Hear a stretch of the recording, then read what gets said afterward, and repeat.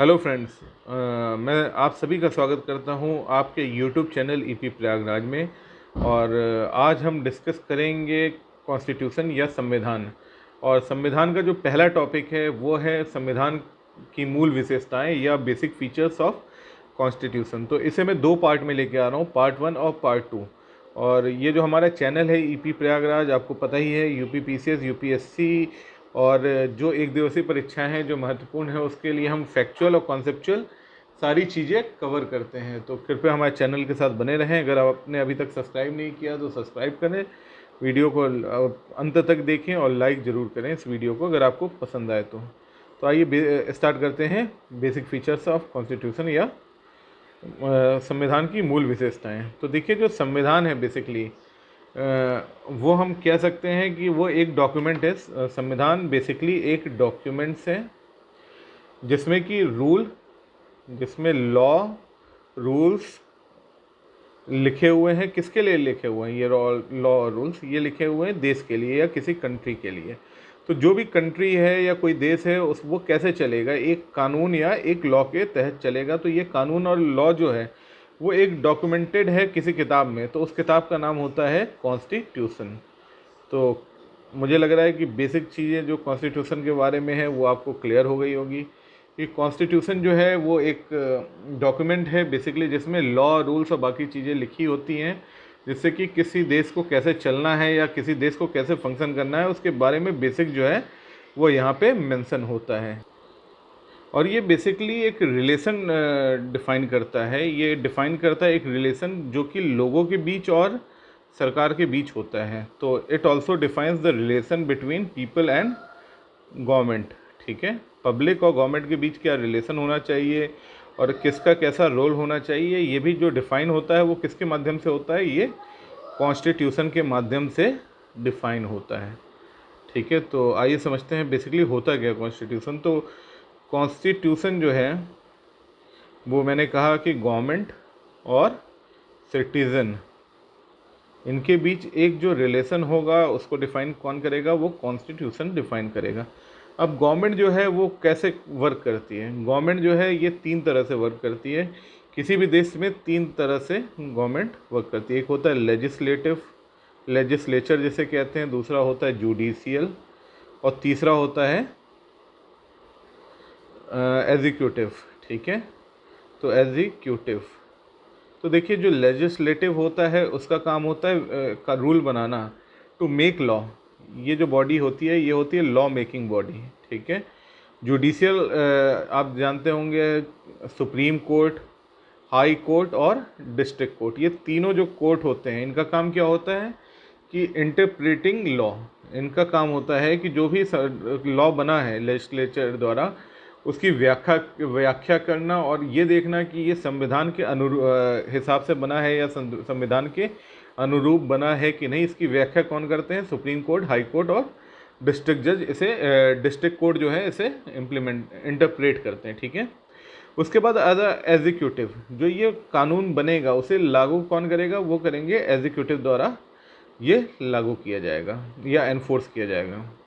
तो बेसिक जो है कॉन्स्टिट्यूशन का वो आपको समझ में आ गया कि हम अब कॉन्स्टिट्यूशन है क्या या इसका बेसिक क्या है। तो आइए इसके फीचर या जो मूलभूत इसकी जो परिभाषाएं हैं या वो है उसके बारे में भी बात कर लेते हैं। तो संविधान में जो है इंडिया को डिफ़ाइन किया गया भारत के रूप में और इसे कहा गया है यूनियन ऑफ स्टेट। मतलब जो भारत है वो कई जो राज्य हैं उनके यूनियन से या उनके विलय से मिलके एक जो टर्म बना है उसे हम कहेंगे भारत या इंडिया। ठीक है, संविधान में मेंशन है ये। कुछ बेसिक फीचर्स दे रखा है जैसे sovereignty, secular socialist, secular democratic Republic and with the parliamentary system of government. तो सोवेरेनिटी से मेरा मतलब है संप्रभु। हमारा भारत संप्रभु है, मीन्स कि किसी भी विदेशी जो वो है प्रभाव में हमारा भारत जो है वो कार्य नहीं करता है। वहाँ के लोग या यहाँ की जो सरकारें हैं वो सारे फैसले लेने में सक्षम है। उसके बाद सोशलिस्ट जो होता है वो होता है समाजवाद। उसके बाद सेकुलर मतलब धर्मनिरपेक्ष। इसको मैं आगे पूरी व्याख्या करूँगा, समझाऊँगा इसके बारे में, आपको बस बता दे रहा हूँ कि क्या मेंशन है।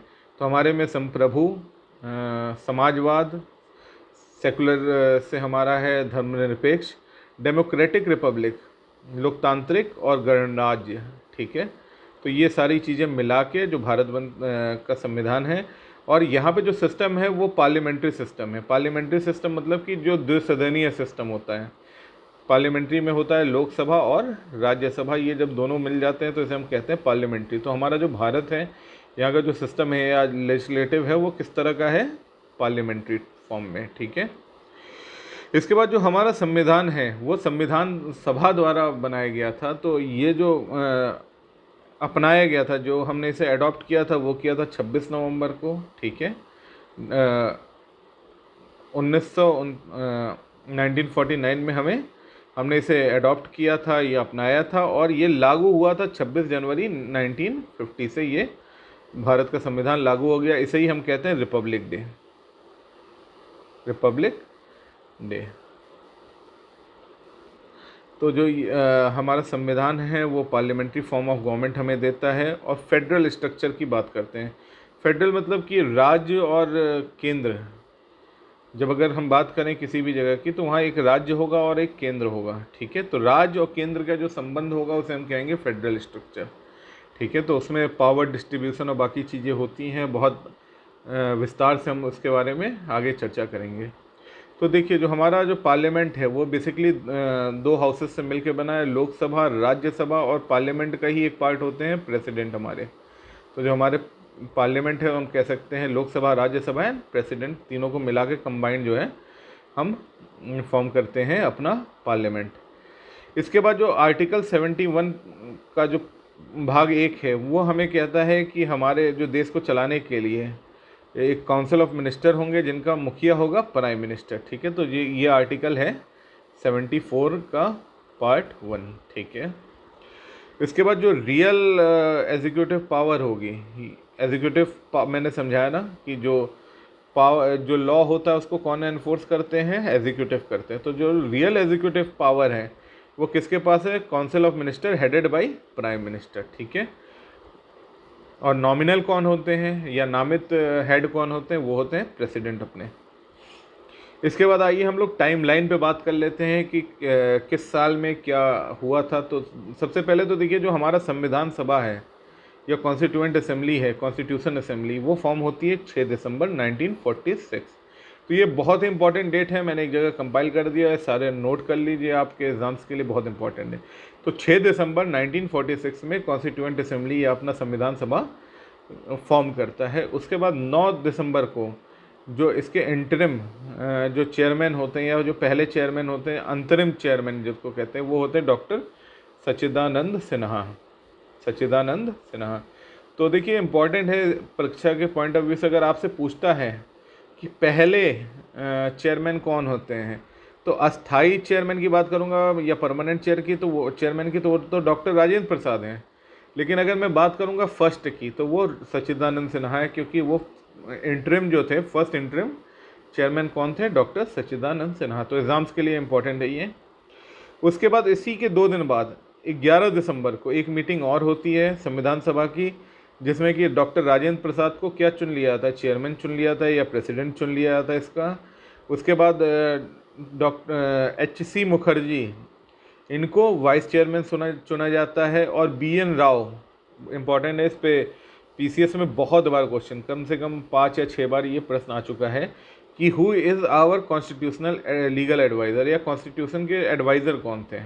तो BN राव जो हैं वो कॉन्स्टिट्यूशन के एडवाइज़र कब चुने जाते हैं? ये 11 दिसंबर को चुने जाते हैं। उसके बाद जो है 13 दिसंबर को इसी क्रम में ऑब्जेक्टिव रेजोल्यूशन ये पास होता है। ठीक है, तो बेसिकली ऑब्जेक्टिव रेजोल्यूशन होता है उद्देश्य संकल्प, कि भाई जो हमारा संविधान बन रहा है उसका स्ट्रक्चर कैसा होना चाहिए, तो उसे ही हम कहते हैं उद्देश्य संकल्प। तो ये उद्देश्य संकल्प कब पास होता है? ये 13 तारीख को प्रपोज करते हैं जवाहरलाल नेहरू। ठीक है, और ये बेसिकली क्या करता है, जो प्रिंसिपल ऑफ कॉन्स्टिट्यूशन है, जिसे हम उद्देशिका में देखते हैं, या प्रियम्बल जो होता है, उद्देशिका या प्रियम्बल, इसमें जो हम देखते हैं कि सोशलिस्ट, सेकुलर, रिपब्लिक, डेमोक्रेटिक, ये जो हमारा जो स्ट्रक्चर है या जो रेजोल्यूशन है, ऑब्जेक्टिव उद्देश्य का, वो इसको डिफाइन करता है कि हमारा जो संविधान है वो किस तरह का होगा, वो होता है ऑब्जेक्टिव रेजोल्यूशन। तो उसमें सारी चीज़ें लिखी जाती हैं और ये बेसिकली प्रियम्बल में देखने को मिलता है। तो उसके बाद क्या है, उसके बाद 1947 में 22 जनवरी को ऑब्जेक्टिव जो रेजोल्यूशन है, जो उद्देश्य संकल्प था, वो पास हो जाता है, सब लोग उसे अडॉप्ट कर लेते हैं।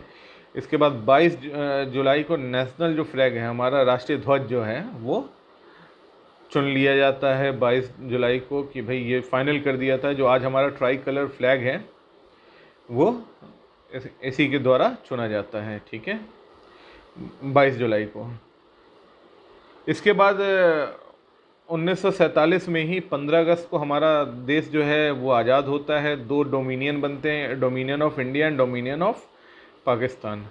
फिर 1947 में ड्राफ्टिंग कमेटी फॉर्म होती है। ड्राफ्टिंग कमेटी जो कि संविधान को लिखने का कार्य करती है। इसके चेयरमैन होते हैं डॉक्टर भीमराव अंबेडकर। एग्जाम्स में बहुत पूछता है कि who is the chairman of drafting committee, तो doctor B R Ambedkar is the chairman of drafting committee. और इनके साथ 6 सदस्य भी होते हैं, जिनमें प्रमुख हैं के एम मुंशी, आप दूसरे हैं मोहम्मद सदाउल्ला, तीसरे अलादी कृष्ण स्वामी अय्यर, ये सारे नाम नोट कर लीजिए आप।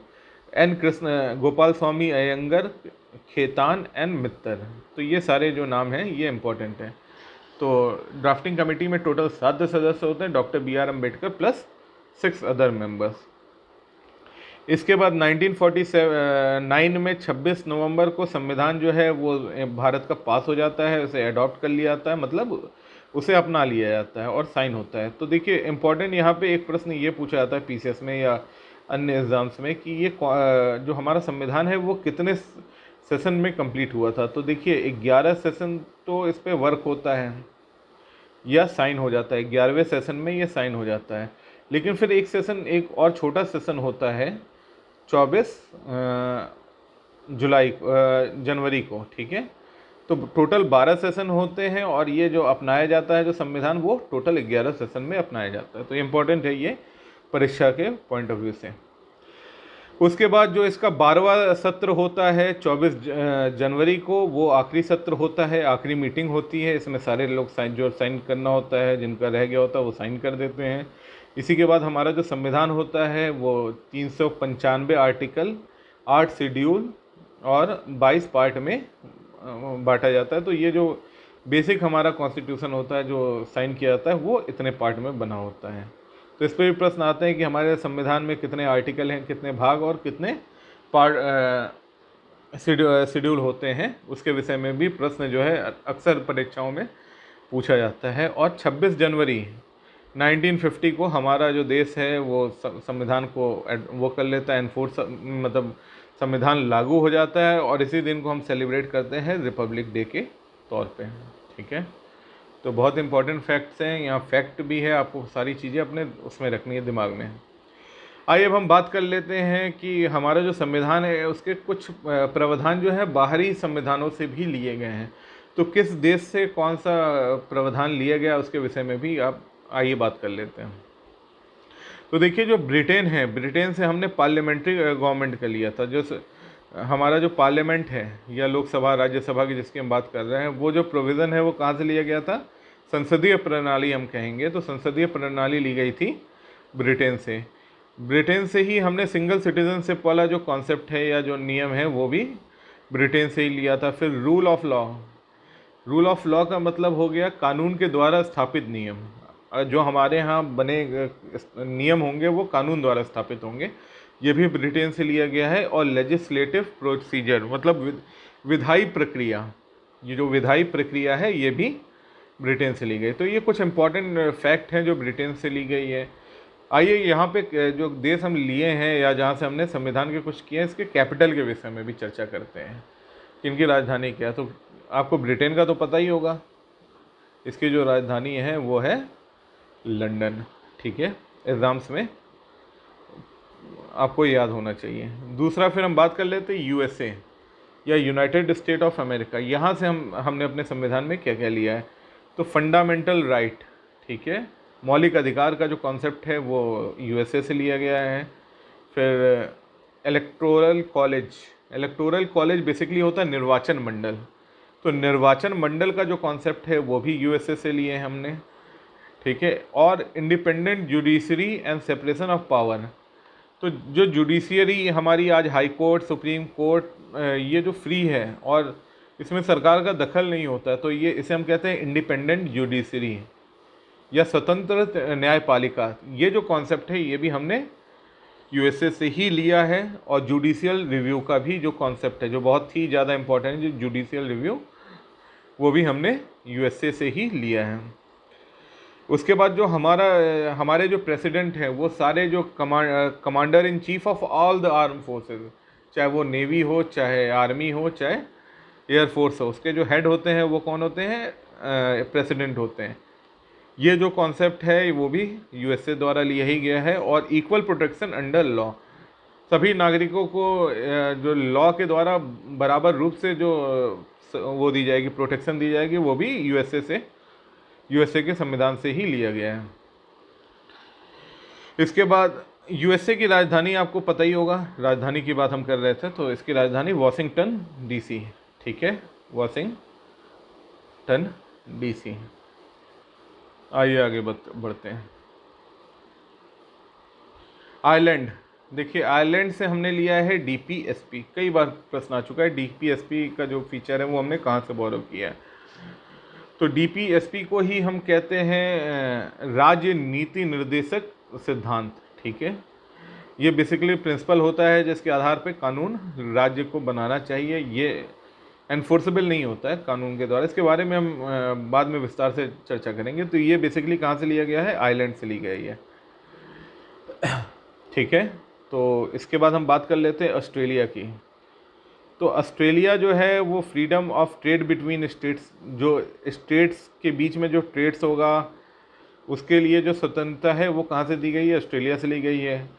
और जो राष्ट्रीय लेजिस्लेटिव है या पार्लियामेंट है, उसको ट्रीटी इम्प्लीमेंट करने के लिए जो एक पावर दी गई है या जो इसका प्रोविज़न है वो भी ऑस्ट्रेलिया से लिया गया। कॉन्करेंट लिस्ट बहुत इंपॉर्टेंट है। कॉन्करेंट लिस्ट बेसिकली 3 तरह के लिस्ट होते हैं। जब पावर डिस्ट्रीब्यूशन होता है सेंटर से और यूनियन और स्टेट्स के बीच में, जब बेसिकली पावर शेयरिंग होता है, मतलब अगर मान लीजिए रेलवे किसका विषय है? रेलवे है केंद्र का विषय है। तो पुलिस किसकी विषय है? पुलिस है स्टेट का विषय है। तो इसी तरह सेंट्रल का कुछ सूची में होगा पावर, स्टेट का कुछ पावर होगा। तो बेसिकली ये जो पावर डिफाइन हो गया है ना संविधान में, इसी की वजह से स्टेट और सेंट्रल में कॉन्फ्लिक्ट कम होता है। लेकिन कुछ पावर ऐसे भी हैं जो डिफाइन नहीं हैं, तो उसे रेसिडुअल पावर भी कहते हैं। और कुछ पावर ऐसे हैं जो दोनों को मिले हुए हैं, जो स्टेट के पास भी है और सेंटर, दोनों मतलब एक्सरसाइज करते हैं। उस पावर को हम लोग कहते हैं कॉन्करेंट पावर, ठीक है। तो ये जो कॉन्करेंट पावर है ये हमने ऑस्ट्रेलिया के संविधान से बोरो किया है। और प्रियम्बल या जिसे हम उद्देशिका कहते हैं, ये भी ऑस्ट्रेलिया के उससे लिया गया। तो अच्छा, ऑस्ट्रेलिया की राजधानी क्या है बता सकते हैं आप? ऑस्ट्रेलिया की राजधानी है कैनबरा, कैनबरा, ठीक है, याद रखिए। आइए आगे डिस्कस कर लेते हैं।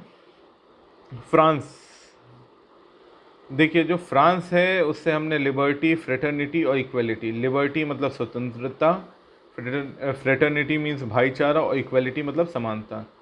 तो स्वतंत्रता, भाईचारा और समानता, ये जो कॉन्सेप्ट है हमने बोरो किया है फ्रांस से। फ्रांस की राजधानी पेरिस। उसके बाद जो है एक और इम्पॉर्टेंट है कनाडा।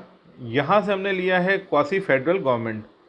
तो क्वासी फेडरल गवर्नमेंट मतलब जो फेडरल मैंने बताया था, जो केंद्र और राज्य का जो संबंध होता है, या एक जो सेंट्रल है उसी के अंदर उसी के अंडर सारे जो राज्य हैं वो फंक्शन करते हैं, एक यूनियन फॉर्म है। तो हमारा जो फेडरल सिस्टम है वो हम कह सकते हैं कि कनाडा से बहुत ज़्यादा करीब है।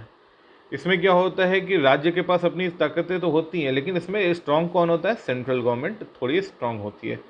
तो इसे कहते हैं क्वासी फेडरल गवर्नमेंट। तो ये क्वासी फेडरल गवर्नमेंट का जो कॉन्सेप्ट है वो हमें कनाडा से मिला है। उसके बाद distribution of power between state और सेंट्रल और स्टेट का जो पावर है जो बांट दिया गया, पुलिस आपके पास रहेगी, रेलवे हमारे पास, आर्मी आपके पास रहेगी, तो एजुकेशन हमारे पास। तो इस तरह से जो पावर बांट दिया गया है, ये डिस्ट्रीब्यूशन ऑफ पावर, ये भी कनाडा से लिया गया है, ठीक है।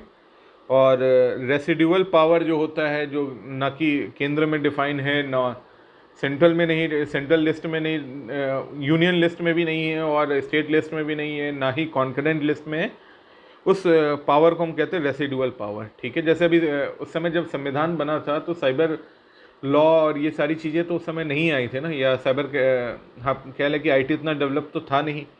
तो ये सारी चीज़ें जो बाद में इंट्रोड्यूस हुई हैं, या जिनको हम रेसिडुअल में डाल सकते हैं, वो पावर जो है वो केंद्र के पास रहेगी। तो residual power written by the central government.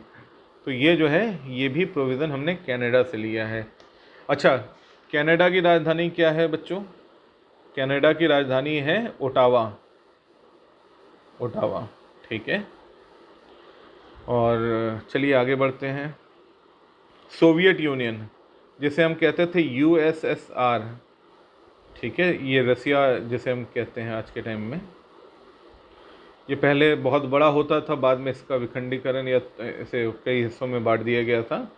तो हम पहले कहते थे सोवियत यूनियन। तो उससे हमने लिया फंडामेंटल ड्यूटी, मौलिक कर्तव्य का जो सिद्धांत है, वो जो आज हमारे आर्टिकल 51 में है, वो हमने लिया है सोवियत यूनियन से। उसके बाद प्लानिंग कमीशन का जो कॉन्सेप्ट था, जो बाद में संविधान के बाद हमने लिया था प्लानिंग कमीशन, तो जो प्लानिंग कमीशन का कॉन्सेप्ट है वो भी सोवियत यूनियन से लिया गया है, कॉन्सेप्ट है। उसके बाद वेमर, अच्छा, रसिया के कैपिटल के बारे में आप मुझे कमेंट बॉक्स से बताएं कि रसिया की जो कैपिटल है वो क्या है। तो उसके बाद हो गया वेमर कॉन्स्टिट्यूशन, ये बेसिकली जर्मनी से संबंधित है। वेमर जो है जर्मनी का है, पार्ट है। और यहाँ से जो इमरजेंसी प्रोविज़न है, जो आज आर्टिकल 356 में मिलता है, इमरजेंसी का जो प्रोविज़न है वो हमने जर्मनी से अडॉप्ट किया है, ठीक है। और फाइनली हम बात कर लेते हैं कि जो हमारा अमेंडमेंट ऑफ कॉन्स्टिट्यूशन आर्टिकल 368, कि अगर संविधान में कुछ चेंजेस हमें करना है, बहुत इंपॉर्टेंट है ये, तो इसे कहते हैं अमेंडमेंट ऑफ कॉन्स्टिट्यूशन। तो ये जो अमेंडमेंट ऑफ कॉन्स्टिट्यूशन का प्रोविज़न कहाँ से लिया गया है? साउथ अफ्रीका से। अब देखिए, साउथ अफ्रीका से हमने अमेंडमेंट ऑफ कॉन्स्टिट्यूशन लिया, और इसके कैपिटल की बात करें तो ये भी बहुत इंटरेस्टिंग है। साउथ अफ्रीका के एक नहीं 3 कैपिटल हैं। अगर मैं साउथ अफ्रीका के कैपिटल की बात करूं तो ये भी 3 हैं।